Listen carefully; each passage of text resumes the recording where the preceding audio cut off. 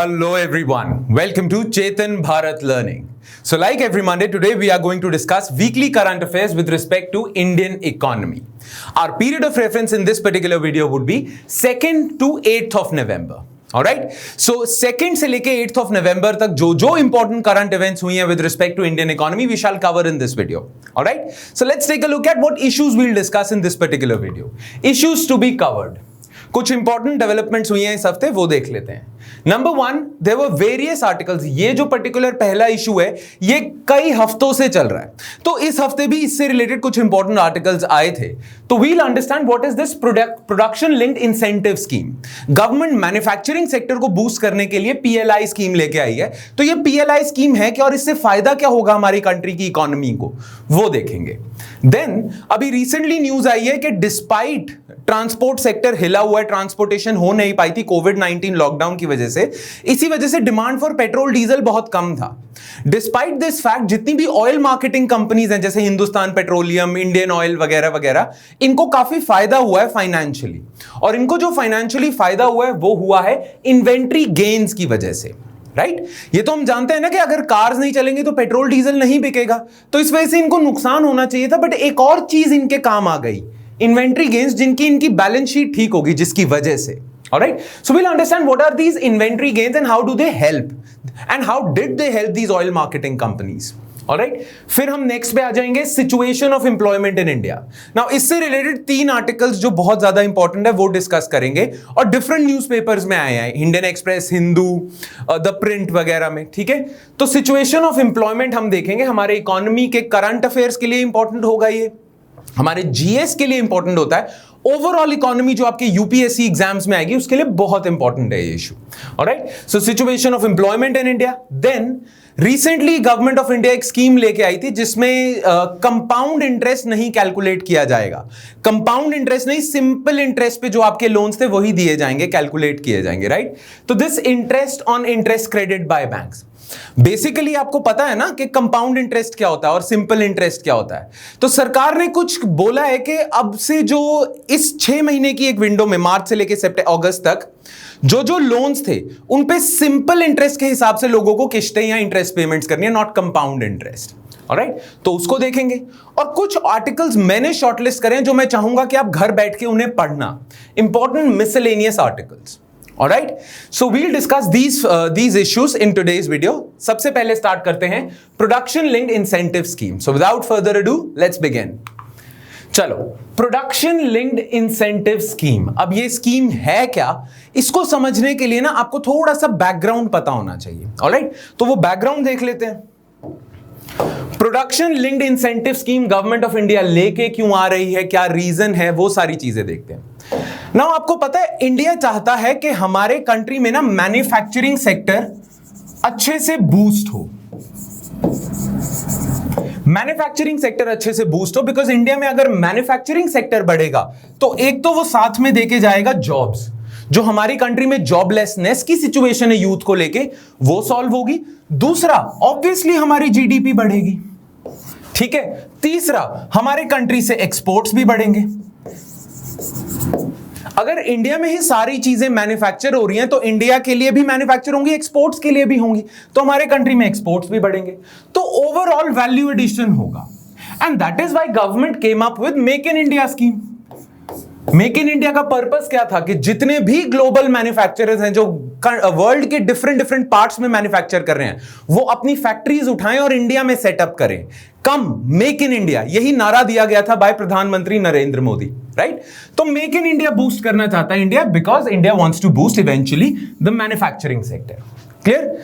Now government of India ने ना identify करा है एक पर्टिकुलर सेक्टर की मैन्युफैक्चरिंग जिसमें अगर बूस्ट आ गया तो इंडिया को बहुत ज्यादा फायदा होगा. अब इंडिया ना ज्यादातर इलेक्ट्रॉनिक्स खुद मैन्युफैक्चर नहीं करता. जितने भी इलेक्ट्रॉनिक्स हैं, मोबाइल फोन्स हैं, और मोबाइल फोन्स में जो कंपोनेंट्स यूज होते हैं वो सारी चीजें ना बाहर मैन्युफैक्चर होती हैं ज्यादातर. इंडिया की manufacturing capacity with respect to electronics items इतनी ज्यादा नहीं है. अब इस सेक्टर का नाम पता क्या है, हम पर्टिकुलर नेम बोलते हैं. इस सेक्टर को हम कहते हैं ESDM sector, electronic system design and manufacturing. Electronic system design and manufacturing में हमारी कॉम्पिटेंसी बहुत कम है। इंडिया की कंपनीज इतनी बड़ी नहीं है जितनी ग्लोबल बड़ी बड़ी कंपनीज हैं जो इंडिया को मार्केट से बाहर कर देती हैं। अब इसके नुकसान होते हैं, वो नुकसान पता क्या है? ये जो सेक्टर है ना, अगर इसकी मैन्युफैक्चरिंग इंडिया में बहुत ज्यादा हो जाए तो एक तो इंडिया के इंपोर्ट्स कम होंगे। इंडिया भी तो इलेक्ट्रॉनिक सिस्टम्स यूज करता है, इंडिया के कंज्यूमर्स मोबाइल फोन्स वगैरह खरीदते हैं, बट बिकॉज ये मोबाइल फोन्स और इनके इलेक्ट्रॉनिक कंपोनेंट्स इंडिया में नहीं बनते, इंडिया को इंपोर्ट करना पड़ता है, तो इस वजह से इंडिया का इंपोर्ट बिल बढ़ता है। दूसरा, इंडिया में अगर ये इलेक्ट्रॉनिक सिस्टम डिजाइन मैन्युफैक्चरिंग अगर ज्यादा हो तो इंडिया एक्सपोर्ट्स भी कर पाएगा। Right, make sense? तो अगर इंडिया इतनी मैन्युफैक्चरिंग करता है कि इंडिया अपनी डोमेस्टिक मार्केट पे कब्जा कर ले, कि इंडिया के मैन्युफैक्चरर्स या इंडिया में जो चीजें मैन्युफैक्चर हो रही हैं वो डोमेस्टिक मार्केट में तो इंडिया की बिकते ही बिकते हैं, तो इंडिया के इंपोर्ट्स कम हो जाएंगे। सिमिलरली अगर इंडिया बहुत ज्यादा मैन्युफैक्चरिंग करता है और हाई क्वालिटी मैन्युफैक्चरिंग करता है, इंडिया के अंदर होती है, तो इंडिया फॉरेन मार्केट पे भी कब्जा कर लेगा, जिससे इंडिया के एक्सपोर्ट्स बढ़ जाएंगे। नाउ आपको पता है करंटली इन ये जो इलेक्ट्रॉनिक कंपोनेंट्स हैं इसमें इंडिया के इंपोर्ट्स भी ज्यादा है, क्योंकि इंडिया खुद इतना मैन्युफैक्चर नहीं करता, और इंडिया अगर खुद की मार्केट के लिए मैन्युफैक्चर नहीं कर पाता तो फॉरेन मार्केट में क्या ही बेचेगा। उसका ना एक पर्टिकुलर रीजन है। उसका रीजन पता क्या है? जो हमारी कंपनीज है ना इसके मैन्युफैक्चरिंग की, वो बहुत छोटी हैं, वेराज ग्लोबल कंपनीज है ना, जैसे सैमसंग हो गया, एप्पल हो गया, या और बहुत सारी कंपनीज होगी, इंटेल वगैरह हो गए, ये सारी बहुत ग्लोबल जायंट्स हैं, और इंडिया बहुत छोटी कंपनीज है इंडिया के पास। ना बड़ी कंपनी और छोटी कंपनी में फर्क पता क्या होता है? बड़ी कंपनी जो होती है ना वो कम प्राइस पे भी देने को तैयार होती है, राइट, और छोटी कंपनी ज्यादा कम प्राइस कर नहीं सकती है। क्यों नहीं कर सकती छोटी कंपनी ज्यादा प्राइस? क्योंकि छोटी कंपनी के पास पावर नहीं है इकोनॉमी ऑफ स्केल की। याद है इकोनॉमी ऑफ स्केल? हमारे जीएस लेक्चर्स में करा होगा आपने, नहीं करा तो ब्रीफ में बता देता हूं। इकोनॉमी ऑफ स्केल का मतलब होता है कि जब आपका प्रोडक्शन लेवल बढ़ता जाता है तो आपकी एवरेज कॉस्ट ऑफ प्रोडक्शन, मतलब पर पीस जो आप बना रहे हो उस पे जितनी आपकी कॉस्ट लग रही है ना वो कम होने शुरू हो जाती है, आपकी एवरेज कॉस्ट ऑफ प्रोडक्शन कम हो जाती है। तो जितनी बड़ी कंपनी वो उतना सस्ता प्रोडक्ट बेच सकती है, और जितनी छोटी कंपनी उसको महंगा बेचना पड़ेगा अपनी कॉस्ट कवर करने के लिए ना। क्योंकि इंडिया की कंपनीज छोटी हैं इसीलिए वो कम प्राइस पे बेच नहीं सकती, और वो कम प्राइस पे बेच नहीं सकती इसीलिए बाहर की बड़ी बड़ी कंपनीज फॉरेन मार्केट से तो इंडिया को इविक्ट कर देती हैं, राइट। सिमिलरली अगर बाहर की कंपनीज के प्रोडक्ट्स इंडिया में सस्ते मिलेंगे as compare to Indian companies के, तो इंडिया तो डोमेस्टिक मार्केट से भी इविक्ट हो जाएगा। और यही हो रखा है क्योंकि हमारे करंट जो हमारे मैन्युफैक्चरर्स हैं उनके पास इकोनॉमी ऑफ स्केल के बेनिफिट्स नहीं है, ठीक है ना। इस चीज को रिजॉल्व कैसे किया जाए? हमारे कंट्री में हम भी चाहते हैं कि ईएसडीएम सेक्टर में हमारी मैन्युफैक्चरिंग इतनी हो कि हम ना सिर्फ अपनी डोमेस्टिक मार्केट को कैप्चर कर लें पर अपनी फॉरेन मार्केट को भी कैप्चर कर लें, जिससे हमारे इंपोर्ट्स कम होंगे और हमारे एक्सपोर्ट्स बढ़ेंगे। इसके करने के बहुत सारे तरीके हैं। अब वो बहुत सारे तरीके पता क्या है? अगर आपको डोमेस्टिक मार्केट को कैप्चर करना है ना, तो जो इंपोर्टेड गुड्स होते हैं ना उन पे आप टैरिफ्स लगा दो, यानी कि टैक्सेस लगा दो, इंपोर्ट ड्यूटी लगा दो। अगर आप बाहर से जो मोबाइल फोन आ रहे हैं या इलेक्ट्रॉनिक कंपोनेंट्स आ रहे हैं, अगर आप उन पे टैक्स लगा दोगे तो वो इंडिया में महंगे बिकेंगे। इससे क्या होगा कि इंडिया की कंपनीज के जो या इंडिया में जो मैन्युफैक्चर हो रहे हैं इलेक्ट्रॉनिक कंपोनेंट्स वो कंपैरेटिवली सस्ते हो जाएंगे क्योंकि उन पे टैक्स नहीं है, इंपोर्टेड गुड्स पे टैक्स ज्यादा है। तो अगर आप ऐसा करते हो तो डोमेस्टिक इंडस्ट्री को आप क्या कर देते हो? प्रोटेक्शन दे रहे हो, राइट। तो आप टैरिफ्स लगा दोगे इंपोर्ट पे। दूसरा पता क्या कर सकते हो? आप ये कर सकते हो, गवर्नमेंट ऑफ इंडिया एक स्कीम लेके आ सकती है कि इंडिया गवर्नमेंट भी तो इलेक्ट्रॉनिक गुड्स वो करती है, क्या कहते हैं, परचेज करती है। गवर्नमेंट भी तो खरीदारी करती है इलेक्ट्रॉनिक गुड्स की। गवर्नमेंट ऐसा नॉर्म लेके आ जाए कि हम जो परचेज करेंगे ना हम डोमेस्टिक से ही परचेज करेंगे, हम जो इलेक्ट्रॉनिक्स परचेज करेंगे हम डोमेस्टिकली मैन्युफैक्चर्ड जो हमारे इलेक्ट्रॉनिक कंपोनेंट्स होंगे उन्हीं से परचेज करेंगे। तो एक आप क्या कर सकते हो? प्रेफरेंशियल ट्रीटमेंट दे सकते हो अपने एरिया के, प्रेफरेंशियल ट्रीटमेंट के इंडिया में जो मैन्युफैक्चर होगा गवर्नमेंट उसको ज्यादा खरीदेगी, बाहर से जो इंपोर्टेड इलेक्ट्रॉनिक आइटम्स है उसको नहीं खरीदेगी, राइट। तो एक तो ये कर सकते हो आप अगर आपको डोमेस्टिक मार्केट को कैप्चर करना है। नाउ ये करने की ना एक प्रॉब्लम है। वो प्रॉब्लम पता क्या है? इंडिया WTO का मेंबर है और WTO इनकरेज करता है फ्री ट्रेड। WTO का एक कोर प्रिंसिपल है कि आप प्रोटेक्शनिस्ट मेजर ज्यादा नहीं लगा सकते। आप इनकमिंग इंपोर्टेड गुड्स पे बहुत ज्यादा अगर टैक्सेस लगा दोगे तो वो कंट्री भी आपके गुड्स पे टैक्सेस लगा देगी, तो इससे तो ट्रेड प्रोटेक्शनिज्म बढ़ता जाएगा, और ट्रेड प्रोटेक्शनिज्म अगर बढ़ता गया तो फ्री ट्रेड कैसे होगा। तो इंडिया की WTO ऑब्लिगेशन ये कहती है कि इंडिया ज्यादा टैरिफ्स नहीं लगा सकता। तो ये स्ट्रैटेजी गई आपकी। अगर ये स्ट्रैटेजी फॉलो करोगे तो WTO की वायलेशन करोगे। दूसरा क्या है, आप इंडिया के मैन्युफैक्चर्ड गुड्स को प्रेफरेंशियल ट्रीटमेंट दे रहे हो, पर WTO का एक और कोर प्रिंसिपल है जिसका नाम है national treatment principle. National treatment principle पता है क्या कहता है कि एक बारी कोई गुड आ गया आपकी कंट्री में तो आप उस गुड के खिलाफ डिस्क्रिमिनेट नहीं कर सकते। यानी कि अगर इंपोर्टेड गुड आपकी मार्केट में एंटर कर चुका है तो आप ये नहीं कह सकते कि मैं इंपोर्टेड गुड को प्रेफर नहीं करूंगा, मैं डोमेस्टिक गुड को प्रेफर करूंगा, डोमेस्टिकली मैन्युफैक्चर्ड। अगर आप ऐसा कर रहे हो तो आप WTO के core principle national treatment clause की वायलेशन कर रहे हो। तो अगर इंडिया इन दोनों में से कोई भी स्ट्रैटेजी फॉलो करता है, अगर आप उसे अपने डोमेस्टिक ESDM को बूस्ट देना है तो इंडिया WTO के खिलाफ जाएगा। ठीक है। अच्छा, दूसरी स्ट्रैटेजी क्या है, मान लो डोमेस्टिक मार्केट को नहीं हम सपोर्ट करते, हम एक और चीज कर लेते हैं, हम एक्सपोर्ट्स प्रमोट करना चाहते हैं। ठीक है, तो आप इंडिया क्या करता है कि जितनी भी डोमेस्टिक मार्केट है ना, डोमेस्टिकली जो मैन्युफैक्चर हो रहे हैं आपके प्रोडक्ट्स ESDM के, आप ना एक्सपोर्ट सब्सिडी बहुत ज्यादा दे देते हो। गवर्नमेंट ना इन मैन्युफैक्चरर्स को सब्सिडी दे देती है बहुत ज्यादा। जब गवर्नमेंट सब्सिडी दे देगी तो इनके प्राइसेस कम हो जाएंगे, और जब इनके प्राइसेस कम हो जाएंगे तो एक ग्लोबल या फॉरेन मार्केट में प्राइस कंपेटिटिव हो जाएंगे। पर आपको पता है ये भी अलाउड नहीं है WTO प्रिंसिपल्स में। थोड़ी सब्सिडी देना तो अलाउड है, पर बहुत ज्यादा सब्सिडी आप देते हो तो आप एक तरह से डंपिंग कर रहे हो, जिसके खिलाफ दूसरी कंट्रीज एंटी डंपिंग ड्यूटी लगा सकती है। यानी कि आपके प्रोडक्ट पे टैक्सेस लगा देगी, और वो टैक्सेस लगाने से आपके प्रोडक्ट फॉरेन मार्केट में महंगे हो जाएंगे, क्योंकि आप एक्सपोर्ट सब्सिडी देके ट्रेड को डिस्टॉर्ट कर रहे हो। WTO में आप एक तरह से खनल डाल रहे हो। ठीक है, तो WTO नहीं अलाउ करता डंपिंग, इसलिए कंट्रीज आप पे एंटी डंपिंग लगा देंगे। तो ये वाली स्ट्रैटेजी भी काम नहीं करेगी, राइट। अगर इंडिया को WTO के भी प्रिंसिपल्स को फॉलो करना है, साथ साथ अपने कंट्री में ESDM सेक्टर को बूस्ट देना है, तो हमारी कंट्री को कोई नोवल तरीका लेके आना पड़ेगा, कोई और स्ट्रैटेजी अपनानी पड़ेगी। ना हम प्रोटेक्टिव टैरिफ्स लगा सकते, ना हम नेशनल ट्रीटमेंट का उल्लंघन कर सकते, और ना हम जरूरत से ज्यादा एक्सपोर्ट सब्सिडी दे सकते। अब क्या कर सकते हैं नाउ, इस चीज को, इन तीनों स्ट्रैटेजीज के अलावा एक और ऑल्टरनेटिव स्ट्रैटेजी है जिससे इंडिया में ये सेक्टर बूस्ट भी होगा, मैन्युफैक्चरिंग भी बढ़ेगी, और हम WTO का उल्लंघन भी नहीं करेंगे, WTO की ऑब्लिगेशंस को साइड स्टेप भी नहीं करेंगे। वही स्ट्रैटेजी है आपकी ये PLI scheme, production linked incentive scheme. अब इसके अंडर गवर्नमेंट पता क्या कर रही है, गवर्नमेंट कहती है कि चाहे ग्लोबल मैन्युफैक्चरर हो, चाहे इंडिया का मैन्युफैक्चरर हो, अगर मैन्युफैक्चरिंग इंडिया में होगी तो हम आपको फाइनेंशियल इंसेंटिव्स देंगे। गवर्नमेंट कहती है,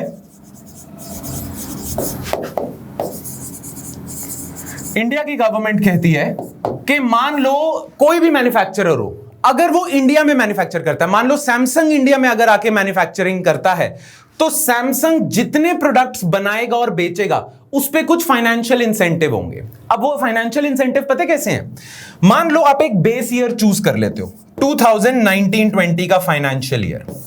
इस साल सैमसंग के ना 100 फोन्स बिके थे। ठीक है, अब अगले साल ना 2020-21 में सैमसंग के 200 फोन्स बिकते हैं, मतलब सैमसंग ने 100 फोन्स एक्स्ट्रा बेचे हैं, राइट।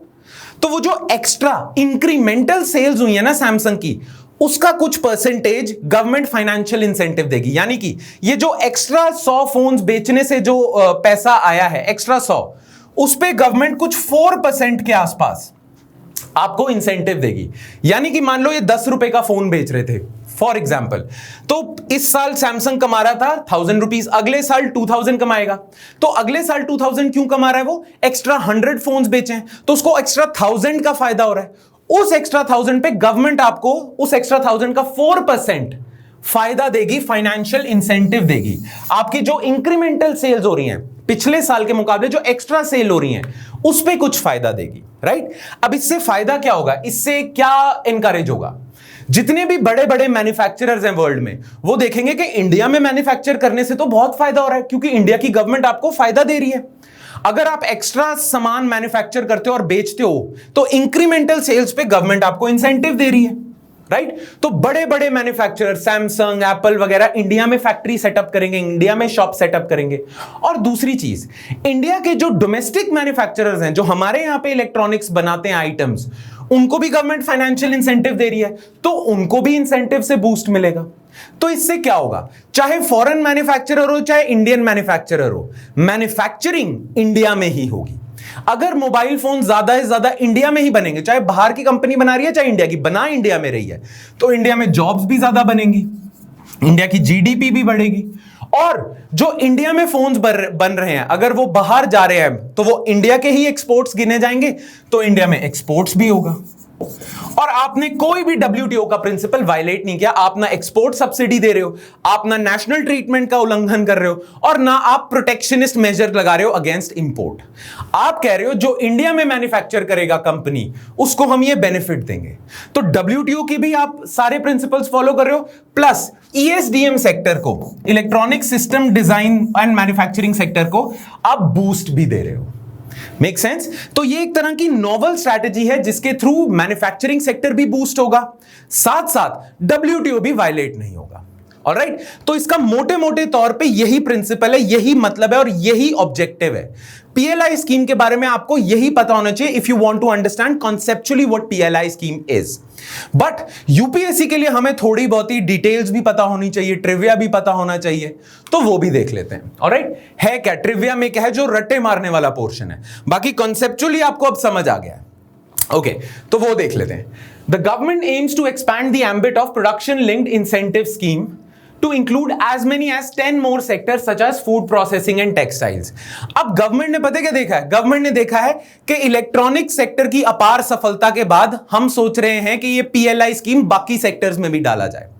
गवर्नमेंट पहले ये जो स्कीम थी ना पीएलआई स्कीम, ये ईएसडीएम सेक्टर के लिए ही लेके आई थी, और गवर्नमेंट ने देखा कि इस सेक्टर की परफॉर्मेंस बढ़ गई, तो गवर्नमेंट ने सोचा कि बाकी सेक्टर्स भी है ना जिसमें इन्वेस्टमेंट की डिमांड है, जिसमें मैन्युफैक्चरिंग गवर्नमेंट बनाना चाहती है, बढ़ाना चाहती है, उसके लिए भी पीएलआई स्कीम लेके आई जाए। जैसे फूड प्रोसेसिंग के लिए गवर्नमेंट चाहती है, टेक्सटाइल के लिए गवर्नमेंट चाहती है, तो उसके लिए भी अब गवर्नमेंट सोच रही है कि पीएलआई स्कीम लेके आई जाए।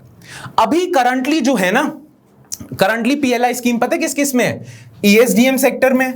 ईएसडीएम सेक्टर अच्छा हुआ ना, अप्रैल में आ गई थी ईएसडीएम स्कीम, ईएसडीएम सेक्टर के लिए पीएलआई स्कीम अप्रैल में आ गई थी। गवर्नमेंट ने देखा कि ईएसडीएम सेक्टर तो अच्छा परफॉर्म कर रहा है, तो गवर्नमेंट ने जून या जुलाई में डिसाइड करा कि हम फार्मास्यूटिकल सेक्टर के लिए भी पीएलआई स्कीम लेके आ रहे हैं कि इंडिया में दवाइयां ज्यादा मैन्युफैक्चर हो। फिर गवर्नमेंट ने सोचा कि मेडिकल डिवाइसेस है ना, जैसे हियरिंग एड हो गई, एक्सरे मशीन हो गई, मेडिकल इक्विपमेंट या मेडिकल डिवाइसेस, उनकी मैन्युफैक्चरिंग भी इंडिया में हो, तो मेडिकल डिवाइसेस के लिए भी आप क्या कर रहे हो, पीएलआई स्कीम लेके आए हो। तो करंटली इन 3 सेक्टर्स के लिए तो है आपकी पीएलआई स्कीम, बट अब government is actually thinking to expand the ambit of the scheme to other sectors like textile, food processing and वगैरह वगैरह। Alright, currently the sectors that are already covered under this scheme are mobile phones, allied equipment, मतलब mobile phones में जो जैसे charger use होता है, battery use होती है, तो allied equipment है वो। फार्मास्यूटिकल इंग्रेडिएंट्स, ठीक है, जो फार्मास्यूटिकल दवाइयां बनाने के लिए जो इंग्रेडिएंट्स चाहिए होते हैं, केमिकल्स चाहिए होते हैं, उन्हें हम कहते हैं API, active pharmaceutical ingredients. Now India ज्यादा एपीआई नहीं बनाता, दवाइयां तो कई इंडिया में बनती हैं, बट उन दवाइयों में जो इंग्रेडिएंट्स चाहिए होते हैं वो चाइना से हमें इंपोर्ट करने पड़ते हैं। वो दवाइयों के इंग्रेडिएंट्स को हम कहते हैं एक्टिव फार्मास्यूटिकल इंग्रेडिएंट्स। गवर्नमेंट चाहती है कि चाइना पे से इंपोर्ट डिपेंडेंसी कम हो जाए, और इसीलिए एपीआई इंडिया में मैन्युफैक्चर हो, और इसीलिए एपीआई के लिए गवर्नमेंट लेके आई है PLI, production linked incentive scheme. Alright? The aim of the scheme is to promote Make in India. ये आप देख ही सकते हो Make in India कैसे प्रमोट हो रहा है इसमें, and also capture the growing demand in domestic sector. अच्छा, अगर बाहर के मैन्युफैक्चरर्स इंडिया में आएंगे तो नॉट जस्ट इंडिया के एक्सपोर्ट्स बढ़ेंगे, पर इंडिया की जो रिक्वायरमेंट है इन प्रोडक्ट्स की वो भी पूरी होगी, राइट? तो डोमेस्टिक मार्केट भी कैप्चर होगी, फॉरेन मार्केट भी कैप्चर होगी, सामान बनेगा इंडिया में। What is PLI scheme? हम डिस्कस कर चुके हैं, पर फिर भी हम देख लेते हैं। It is an output and outcome oriented scheme where financial incentives shall be paid only if the manufacturers increase their sales. हमने करा है ना, इंक्रीमेंटल स्कीम सेल पे मिलेगा आपको financial incentive. Alright, the scheme was notified on April 2020 as a part of National Policy on Electronics. National policy on electronics ने actually सोचा था कि हम इंडिया में इलेक्ट्रॉनिक्स मैन्युफैक्चरिंग बढ़ाएंगे, तो उसके तहत अप्रैल 1 को आपने ESDM सेक्टर के लिए यह स्कीम निकाल दी। It proposes a financial incentive to boost domestic manufacturing and attract large investments. Global जो मैन्युफैक्चरर्स हैं वो बड़ी बड़ी इन्वेस्टमेंट लेके इंडिया में आए और इंडिया में इन्वेस्ट करें, इंडिया में फैक्ट्री सेटअप करें। Investment in the electronics value chain. The scheme was launched by Ministry of Electronics and Information Technology. Meitei ministry ने लॉन्च करा था। की फीचर्स क्या हैं इसके? ये की फीचर्स आप देख सकते हो, ये डिटेल्स हैं। इसे बस ना एक ब्रीफ रीडिंग देना जो आपके नोट्स में होगा। इसमें मतलब पूरा रट्टा नहीं मारना कि इतने 1000 करोड़ का फायदा इतना है, बस आपने ब्रीफ रीडिंग देनी है कि ये इंक्रीमेंटल स्कीम्स की क्या कैसे इंसेंटिव कैसे दे रहे हैं, बस that's it. Okay, while the scheme for mobile and allied equipment was notified on April 1, the guidelines for the latter मतलब आपका फार्मास्यूटिकल वगैरह सेक्टर है जो, ठीक है, वो नोटिफाई हुआ था जुलाई 1। लैटर इस केस में मतलब होगा फार्मा, मेडिकल डिवाइसेस, इनके लिए वो जुलाई 1 में आपने करा है ESDM सेक्टर की सफलता के बाद। PLI scheme for pharmaceutical ingredients and medical devices seeks that applicants will commit a certain amount prescribed, ये pharmaceutical वगैरह के लिए है, ठीक है। The amount of the incentives would decrease as the years go by। हाँ, ठीक है, ये बस डिटेल्स है कि फार्मास्यूटिकल सेक्टर के लिए कैसे इंसेंटिव दिया जाएगा। आपको बस कोर पता होना चाहिए, इशू पता होना चाहिए, या कॉन्सेप्चुअल क्लैरिटी होनी चाहिए। ऑलराइट, ओके, इससे फायदा क्या होगा, सिग्निफिकेंस ऑफ दिस स्कीम। ये जो 3 पॉइंट्स है ना आपके, ये बताते हैं कि जो ये PLI स्कीम आई थी इससे ESDM सेक्टर को बहुत ज्यादा फायदा हुआ है, क्योंकि करंटली ना जो ESDM सेक्टर है, क्योंकि हमारे यहां पे छोटे प्लेयर्स हैं तो उनके पास ना प्रॉपर लैब फैसिलिटीज नहीं है रिसर्च एंड डेवलपमेंट के लिए। इंडिया में ना अच्छा खासा लॉजिस्टिक सर्विसेज नहीं है, जिसकी वजह से प्रोडक्ट्स हमारे इनकम्पिटिटिव हो जाते हैं। नाउ लॉजिस्टिक सेक्टर क्या होता है, स्टोरेज और ट्रांसपोर्ट की फैसिलिटीज। नाउ इंडिया में स्टोरेज और ट्रांसपोर्ट की फैसिलिटीज नहीं है और बाहर हैं, तो इसलिए इंडिया अच्छे से एक्सपोर्ट नहीं कर पाता है, राइट। और बहुत सारी ऐसी प्रॉब्लम्स हैं जो सॉल्व हो सकती हैं अगर इस फील्ड में मैसिव इन्वेस्टमेंट की जाए। नाउ इस फील्ड में गवर्नमेंट मैसिव इन्वेस्टमेंट क्यों नहीं करना चाह रही है? For a very simple reason कि एक तो गवर्नमेंट स्ट्रेस्ड है, अभी गवर्नमेंट के पास इतना पैसा ही नहीं है। दूसरा, जो प्राइवेट इन्वेस्टर्स हैं वो तो छोटे हैं इंडिया में, उनके पास इतना पैसा नहीं है, तो गवर्नमेंट मैसिव इन्वेस्टमेंट नहीं कर सकती इसमें, ना प्राइवेट इन्वेस्टर्स कर पा रहे हैं। क्लियर? प्लस ये ऐसी कुछ फील्ड्स हैं जिसमें मैसिव इन्वेस्टमेंट के जो रिटर्न होते हैं ना वो कई सालों बाद आते हैं, और ये छोटे प्राइवेट इन्वेस्टर्स और गवर्नमेंट अफोर्ड नहीं कर सकती। इसलिए गवर्नमेंट ने क्या सोचा, जो ग्लोबल बड़े बड़ी कंपनीज हैं जिनके पास कैपिटल है ठीक ठाक, वो आके इंडिया में इन्वेस्टमेंट कर दें, तो ये सारी प्रॉब्लम सॉल्व हो जाएंगी। मैसिव इन्वेस्टमेंट चाहिए ना आपको, गवर्नमेंट से नहीं मिल रही, इंडिया के प्राइवेट प्लेयर से नहीं मिल रही, तो फॉरेन इन्वेस्टमेंट ले आओ, वो एम कर रहा है ये, ठीक है। Then This scheme will make India more compliant with their WTO obligations, हम कर चुके हैं, and also make it neutral and non-discriminatory। वही हमने करा है ना, non-discriminatory और neutral रहेगा, national treatment वगैरह का clause follow होगा। प्लस इंडिया इस स्कीम से सिर्फ एक्सपोर्ट्स बूस्ट नहीं कर रहा है, इंडिया के अंदर भी उन प्रोडक्ट्स की जो सेल है वो भी बूस्ट कर रहा है, ठीक है। The sectors covered under PLI scheme require heavy capital investments and they require longer time to start giving returns। कर चुके हैं discuss. Therefore, the government has decided to invite global giants, यानी कि Samsung, Apple वगैरह, with adequate capital, उनके पास पैसा investment के लिए, to invest in these capital intensive sectors। Alright, make sense? तो ये है पूरा PLI स्कीम का बैकग्राउंड।